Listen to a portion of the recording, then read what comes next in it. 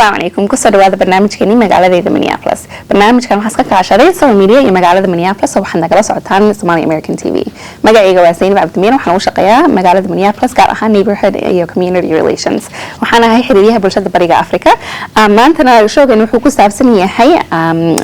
بسمال بزنس ياشا يا مجانا سياشا سريقة مينيابوليس أو قيبتها إنه هرب حنا لقيت شو مين فين أو شقيا سكن مقالة مينيابوليس قال أحنا حكوا شقيا كوح دجال سياشا قابلسن مين welcome محل ده أنت بلاوين ما أنت برنامج كوحل من أول شيء كرت نفط هذا يشقى ده وقبضت مقالة ده. Thank you. Thanks for the invite. waad ku mahadsantahay inaad igu martiqaaday barnaamijka maanta waxaan u shaqeeyaa magaalada Minneapolis waxaana ka tirsanahay waaxda dadka qaabilsan ganacsiga ama dheerigelinta ganacsiga waxa halkan aan u joogaa inaan fikrad aan ka bixiyo ama macluumaad aan ka bixiyo waxa aanu qabanno sida aanu u qabanno iyo waxyaabaha aan u qaban karno ganacsiga gaar ahaan waan fahmay marka hadda su'aashayna koobaad galno ma noo sharxi kartaa waxay kooxdiina small businesska waxaad samayseen waxa ka qabateen So what we do is we provide waxaanu qabanno waxa weeye inaanu u fidino adeegyada ay u baahan yihiin ganacsatada magaalada Minneapolis waxaanu ka caawinaa in aanu u fududeyno waxyaabaha ay u baahan yihiin dadka la yimaada hal abuurka waxaanu bixinaa arrimaha la xiriira xagga farsamada barnaamijyo lagu magacaabo BTAB oo ah barnaamij loogu talagalay ganacsatada lagana caawiyo arrimaha la xiriira farsamada ah waa hay'ado kala duwan oo maalgeliya isla markaana dhiirigeliya dadka la yimaada hal abuurka ee ka ganacsanaya magaalada Minneapolis haddii aad tahay qof hore ganacsiga ugu jiray ama aad tahay qof hadda bilaabaya ganacsiga oo kale waxa ay leedahay marxalado kala duwan oo lagu caawin karo markaad isweydiinayso maxay tahay talaabada xiga oo aan qaadi karaa iyadoo oo hay'adahaasi kala duwani ay yihiin 27 ilaa 20 hay-adood oo diyaar u ah oo qofka ka caawin kara xisaabaadka mushaaraadka waxyaabaha la xiriira ganacsiga xoojintiisa arrimaha la xiriira maaliyadda waxyaabaha go'aanka u baahan inay ka gaarto waxaana ay ka caawiyaan oo kale dadka inay ka caawiyaan suuqgeynta iyo sidii u suuqgeyn lahaayeen alaabada iyagoo ay la yimaadaan si ay kuwaasi noqdaan kuwo u howlgalaa isla markaana u taagan ganacsiga kala duwan ee magaalada waxaa jira barnaamijyada gaarka ah ee xagga farsamada loogu talagalay ganacsiga kala duwan waxaana jira inay taasi ay tahay mid qaabilsan 30 ilaa 45% inay u fidiyaan adeegga u baahan yihiin waana waxyaabo aanu soo bandhigi doono toddobaadyada soo socda barnaamijyada qaarkood oo loogu talagalay inuu gaarsiiyo waxaa kaloo jira barnaamijyo deeq maaliyadeed ah oo lagu magacaabo afka ingiriisiga facility grants kuwaas oo ah kuwa loogu talagalay ganacsatadu in ay lagu dhiirigeliyo waxyaabaha ah qofka ganacsiga iskale marka adigu aad la timaado $1 magaaladu waxay kugu dhiirigelinaysaa inay iyadana dollarkeeda ku darto waxaana la yiraahdaa deeq wada socota oo inta adigu aad ku darto in la eg ay magaalada ama hay'adaha kale ay ku darsanayaan oo kaaga qayb qaadanayaan ganacsigaaga hadday ahaan lahayd horumarinta dhismayaasha ganacsiyada qaarkood intooda badan waxayna weydiiyaan ganacsiga ma u isticmaali karaa mushaaraadka oo kale deeqdu waa mid inta badan ku wajahan ama loogu talagalay in ay noqoto mid loo isticmaalo wixii markaa loo qoondeeyey waxaa jira barnaamijyo wadaagis ah oo ah kaasna waxa uu caawinayaa in dhismaha uu ka dhigo dhismo ku habboon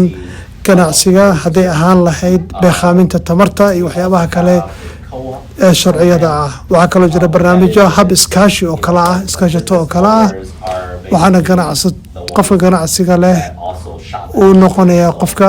isku dayay inuu asagu businesska hirgeliya laakiin magaaladu ay ka caawinayso helitaanka macaamiisha iyo wixii la mida oo taasoo ku salaysan waxaa kaloo ka mid ah horumarinta hantida gaarka ah gaar ahaan dhismayaasha ah sida ganacsiga loogu caawin lahaa ama dadka raba inay abuuraan inay ka hirgeliyaan dhismayaal kala duwan noocyo kala duwan ee magaalada Minneapolis waxaana ay taasi ka dhigan tahay in la siiyo dhul bannaan oo ay ka dhisaan sida iyagu waxay u doonayaan dhismayaasha iyo nooca ay hirgelinayaan kuwaas waa qaar ka mid ah adeegyada aan qabano waxaana inta badan ay yihiin kuwo ay magaaladu doonayso inay ku soo jiidato ganacsiga kala duwan waan fahmay marka resource-yadan iyo information-kana hadda ka hadlaysid yaa isticmaali karo iyo u furan tahay. So people that can take advantage of the resources, small business. dadka waxaa ka qayb qaadan kara waxaa weeye ganacsatada yararka ah, dadka doonaya inay mashaariic ka hirgeliyaan magaalada, dadka ganacsiyada wax ku leh isla markaana macaamiisha u ah, iyo qof kasta oo bilaabaya ama doonaya inuu ganacsigiisa u noqdo mid ku barbaara ama laga hirgeliyo magaalada Minneapolis. waxay la soo xiriireen xafiiskayaga waxaana siinaynaa u fidinaynaa adeegyada ay u baahan yihiin. marka haddii rabaan kula soo xiriiraan dadka say kooxdiina ula soo xiriiri karaan xagee laga helayaa. So how to get connected with my team? sida ula soo xiriiri karto kooxdayada waxa aad soo booqan kartaa bogga internetka ee Minneapolis oo ah www.minneapolismn.gov oo ah aad ka agaan karto waxyaabaha macluumaadka ah ee ku khuseeya xafiiskeena adeegyada ay qabtaan. waxa aad soo wici kartaa magaaladeena adoo ka soo wici kara lambarka telefoonka oo ah 62673 499 aan markale ku celiyo lambarka waa 62673 waxa kale oo aad ka qayb qaadan kartaa barnaamijka lagu magacaabo oo ay magaaladu hirgeliso oo ah wargeys ay daabacdo markii muddo la joogaba. marka muddo intee leeg ama meeqa sano baa small business-ka inta hadda ka shaqaynaysiin magaalada Minneapolis? So our team started in 2017. hawshayada waxaanu bilownay sanadkii 2017. 17 markaas waxaa 7 sano oo kale waay marka 7 sano gudihiis ma noo sheegi kartaa tusaale ku saabsan mar uu qof isticmaalay khibradahan hadda ka hadlaysid marka ay ku guuleysteen oo ka caawisan. Yep. So every Monday or every other Monday. maalin 2 times a week I'm at labadii isniin isku xigaba mid ka mid ah isniin dhaaf ayaa waxaa loogu qabtaa xafiisyadeena ku yaala dhinaca waqooyiga ee magaalada maktabada weyn ee ku taala ayaa waxaa lagu qabtaa kulan dadka lagula hadlo oo qof kasta uu kasoo qaybgeli karo una furan dadweynaha. waxyaabaha laga hadlo waxaa ka mid ah dadka doonaya inay bilaabaan ganacsiyada cunto karinta, ganacsiyada nadiifinta, baabuurta waaweyn ee xamuulka, kuwaas oo ayagu bilaaba ama ka sheekeeya oo ka hadla waxyaabaha ay la kulmeen iyo sida ganacsigooda uu yahay iyo sida ay doonayaan inuu ku barbaaro. waxayna ka hadlaan sida uu uga hirgeliyay faras magaalaha iyo meelaha kala duwan ah. waxaa jira qof hadda ka hor noo yimid oo noo sheega oo danaynaya inuu ganacsi ka hirgeliyo magaalada. waxaanu ka soo qayb galay oo la soo xiriiray mid ka mid ah hay-adaha PTAP-ka u shaqeeya ama mashruuca maalgelinta aanu sameyno ee adeegyada u sameeya. waana mid ka mid ah tusaalayaasha wanaagsan ee aan sheegi karo. ninkaas oo ku guuleystay gacan qabashadii ay magaaladu gacan qabatay oo ganacsigiisa u noqday mid barbaaray oo uu aada uga faa'iidaystay. waxaa jira ganacsiyo badan oo aanu adeegkaas oo kale u fidino oo ku guuleystay hawshadii. marka ma jiraan dadaalo ay kooxdiina sameeyeen sida 2020 markii la gaaray covid ee dhacday oo George Floyd ninkii la dhahaa la dilayay intaas ka bacdi dadka inta badan ganacsiyaasha waxyaalo badan bay la soo kulmeen dadka maxaa ka caawisan iyo sidee u caawin kartiin? So our team was in charge of kind of some of the outreach. kooxdayadu waxay mas'uul ka ahaayeen wacyigelinta iyo la xiriirka qaybaha kala duwan ee bulshada gaar ahaan dadka ganacsiga doonaya inay hirgeliyaan oo ay ka mid tahay in ay gaarsiiyaan macluumaadka adeega ay u baahan yihiin. waxaana dadka ganacsiga ku shaqada leh ay u gudbiyaan oo ay la wadaagaan macluumaadka muhiimka u ah. waxaa kale oo sanadkii 2022 ay noo ahayd in aanu ku dadaalnay inaanu gaarno oo aanu la xiriirno qaybaha kala duwan ee isku dhafka ah ee magaalada ku dhaqan ee dhaqamada kala duwan leh loona soo jiidan lahaa loogana faa'iideyn lahaa adeegyada magaalada ay bixiso ee la xiriira ganacsiga iyo adeega loogu talagalay. Okay, good, mashallah. Thank you, Meng. Aada mahadsantahay maanta naga soo qayb gashay oo intaas nagala hadashay. Is there anything else you want to add? No, thanks for inviting me. waa ku mahadsantiin aad igu marti qaadeen. haddii ay jiraan wax su'aalaha oo la xiriira waad nala soo xiriiri kartaan. mahadsanidin. Inshallah, thank you. waxaan kusoo noqonay barnaamijkeeni magaalada Minneapolis. haddana waxaa ila fadhiyo Khalid Maxamed oo u shaqeeya Ward 6 iyo Council Member Jamal Usman. Khalid Sadro. Thank you, mahadsantahay. Yes, intaad bilaabin barnaamijka bilaabna noo sheegi kartaa waxa naftaada iyo waxa ka qabatay sariga? Yes, waxaan ahay policy aid waxaan la shaqeeyaa Council Member Jamal Usman oo xaafadda lixaad ee degmada Minneapolis matala oo u badan yihiin inta badan Soomaalida iyo dadka loo yaqaano indigenous community ama dadka wadanka loogu yimid. marka inta badanna waxaan la shaqeynaa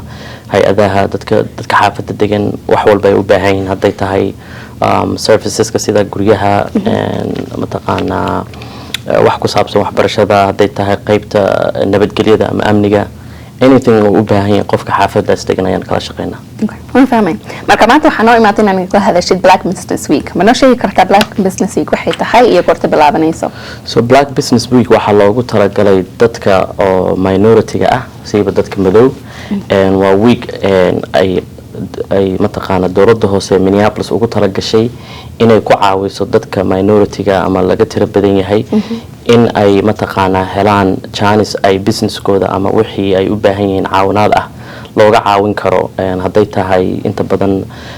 grantiyo ama lacagaha aan la celinta lahayn. Grant waa lacagta aanad u baahnayn inaad celisid, loan bilaa sometimes oo interest lahayn iyo mid interest laba ugu jira adiga kaadba hadba rabtid. wax loo yaqaano technical assistant oo ay mataqaana shaqaalo takhasus ku ah inay qofka caawiyaan oo ay mataqaana ku takhasuseen wixii lagaga baahan yahay sida mataqaana habraaca sharciga buuxinta laysanada iyo waxaas oo kale lagaga caawinayo. So markaas yani waa week loogu talagalay in mataqaana highlight lagu sameeyo ama mataqaana kormeer loogu sameeyo businessyada mataqaana dadka madowga ay ku leeyihiin magaalada Minneapolis. marka waa goorma? wuxuu dhacaysaa July 25. Okay. And waa 1 week July to July 22nd ilaa July 25. 1 week buu soconaya. marka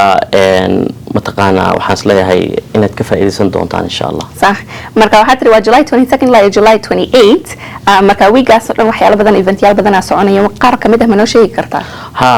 midda aan ku khaldayo July 25 waxaa waaye the East African Resource Fair. waana dadka ka yimid qaaradda Afrika qayb ahaan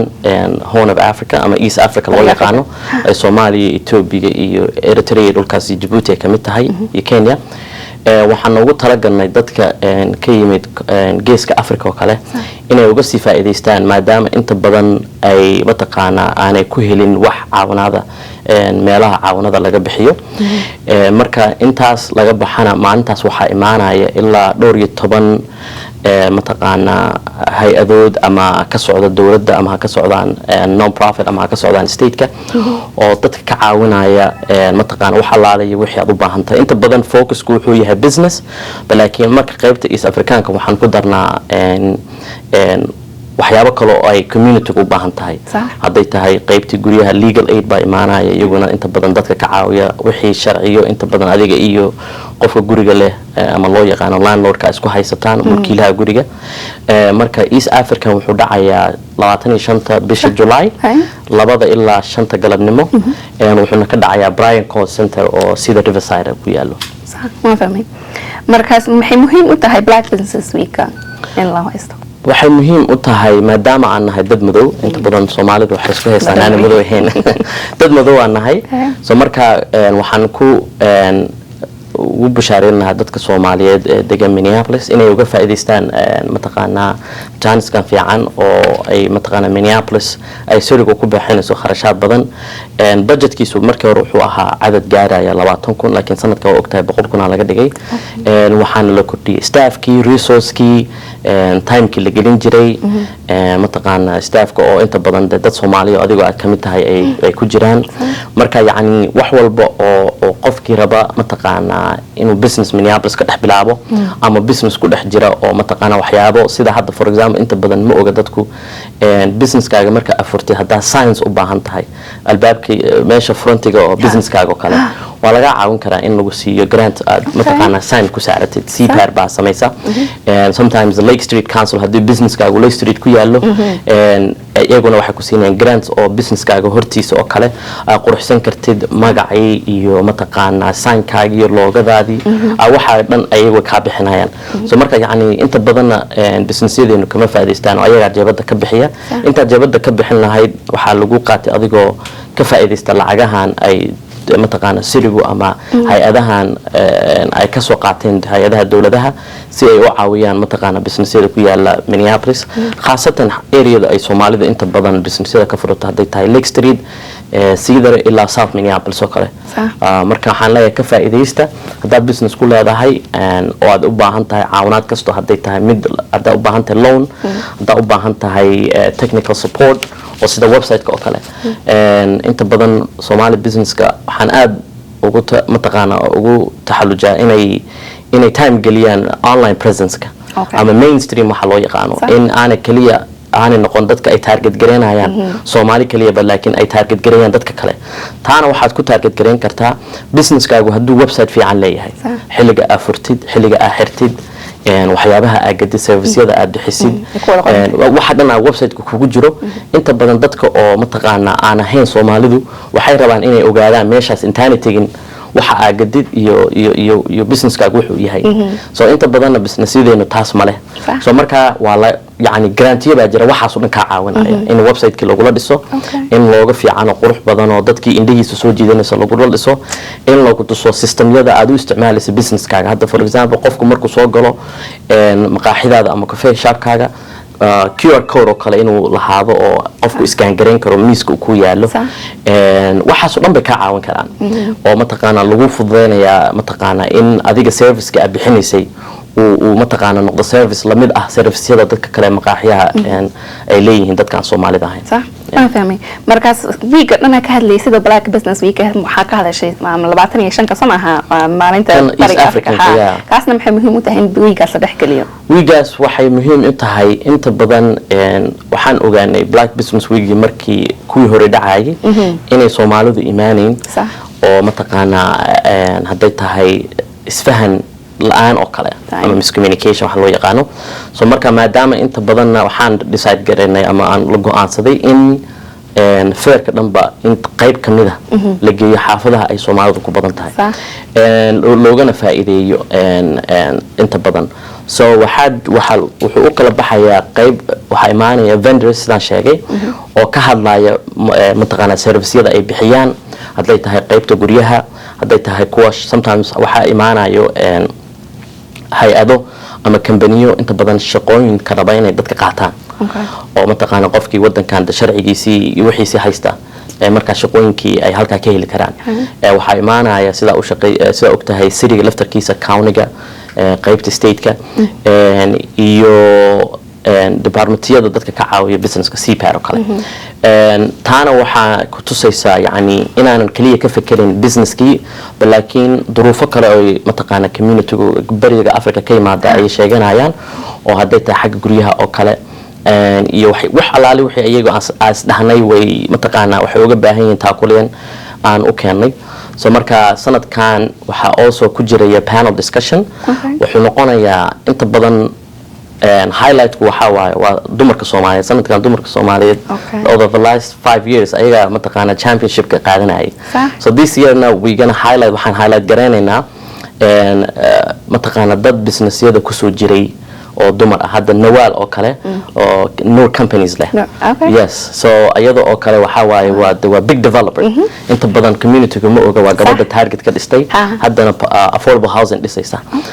waxayna ayadu passion u leedahay inay albaabka u furto dhalinyarta Soomaaliyeed khaasatan dumarka oo aynu aragno gabdho badan oo Soomaaliyeed oo galaya inay noqdaan developers oo dhisa multi-million mataqaana projects ayadoo kale samaysa so ayadoo kale way imaanaysaa taasna waxay uga faa'iideynaysaa gabdhaha Soomaaliyeed khaasatan dhalinyarta Soomaaliyeed balaakiin khaasatan gabdhaha Soomaaliyeed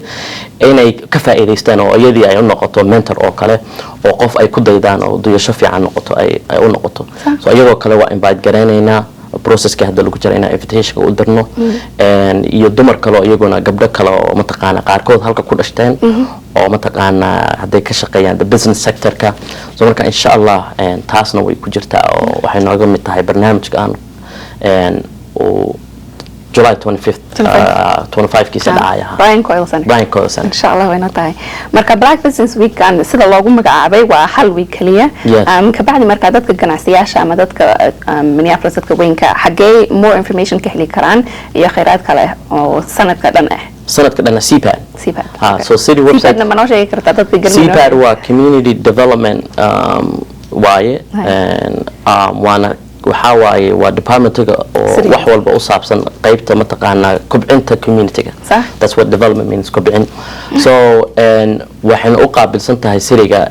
inay mataqaanaa wax walaalay wixii ay mataqaanaa dadka degan Minneapolis hadday yihiin dad oo u degan resident ahaan ama hadday yihiin ganacsadayaalba inay ka caawiso wax walaalay waxay u baahan yihiin. Sax. So marka CPAD ayaa arintan gacanta ku haysa ayagana maalintaas way imaanayaan way joogaan staffkoodii baa jooga oo mataqaana ka caawinaya wax alaali waxa arabtid hadii aad mataqaana u baahan tahay inaad ayaga meeting la yeelatid ama mataqaana aad waxyaabo kale macluumaad kale u baahan tahayna waa jooga ani Zainab iyadina joogto oo mataqaana siriga u shaqeysa so marka yaani ayaga lama weynaayo markasta way joogaan shaqaalahoodii baa jooga waxaan filayaa hadii ay kula soo xiriiraan ama hadii aan la soo xiriiraan access way u helayaan صح صح CPAD كان هذا ليسنا وح كمد كوحدي هذا ويكند small business team كواسنا ولا حيري كمان هو شاقي خالد وانت حل هاي برنامج كنا أنا كوب ما تنتهي زين تيجي شيكتد أو نو شيكتد ما يكون ما سنتهي زينب شغف عم بعض هيسا أنت بدن بدكم مو قبل لكن قبل ده behind the scenes هي أبغى شقيسة وأنا دوما كسومارية ده متقنا دنيرتا سيريجا متقنا مجا وين كله thank you كمان ما سنتهي thank you for coming أنت سمعت برنامج كنا كويك تهاي خير نيجي السلام عليكم